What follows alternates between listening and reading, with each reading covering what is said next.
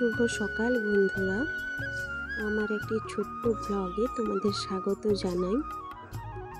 আশা করি তোমরা ভালো আছো, আমিও ভালো আছি। সকাল থেকে উঠে ফ্রেশ হওয়ার পর গাছে একটু জল দিলাম। আমরাও যেমন জল খাই ওদেরও তো জল দরকার।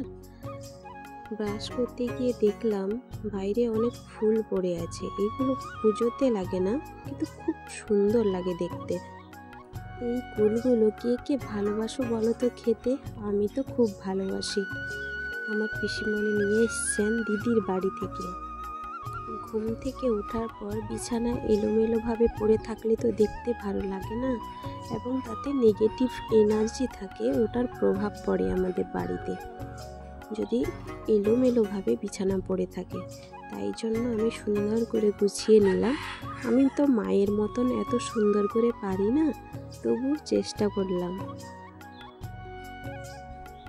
অনেকে ভাবেন আমি কাজ করি না, কাজ পারি না, তবে ওগুলো আমি কোনো কানে নিই না। আমি জানি কতটুকু আমাকে করতে হবে বা কী করতে হবে, আমি কি করি সেগুলো সবাই জানে। আসলে মেয়েরা বাড়িতে থাকলে এরকমই হয়, মায়েরা করছে।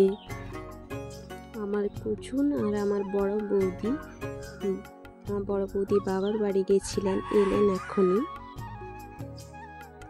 সকাল থেকে উঠে ঘুম থেকে ওঠার পর কিছু খাওয়া হয়নি। মা চা করেছিলেন, চা আর বিস্কুট খাচ্ছি আমি।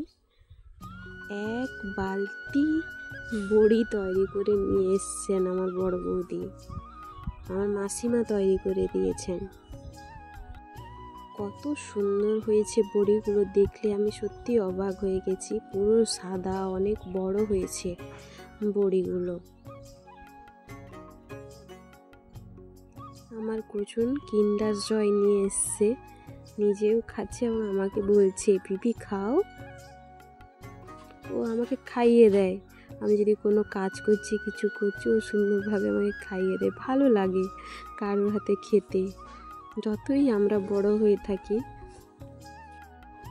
মাছও নিয়ে এসছেন। ঘড়িতে পুরো 9:45 বাজতে যায়।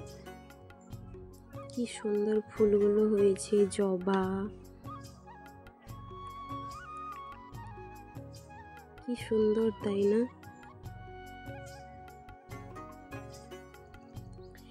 এখানে আমি আমার মেজ পিসাবাবুর বাড়ি থেকে আমি লেবুর চারাটা এনেছিলাম, ওতে নতুন ফুল ধরেছে। ওটাই মা বললেন, তার জন্য আমি দেখতে এলাম। এই প্রথম হয়েছে। এখানে আমার মা বলছেন যে কালকে জানিস তো অনেক অ্যাসিড হয়ে গেছিল আমার, তোর বাবা ওষুধ দিয়েছেন বলে বেঁচে গেলাম।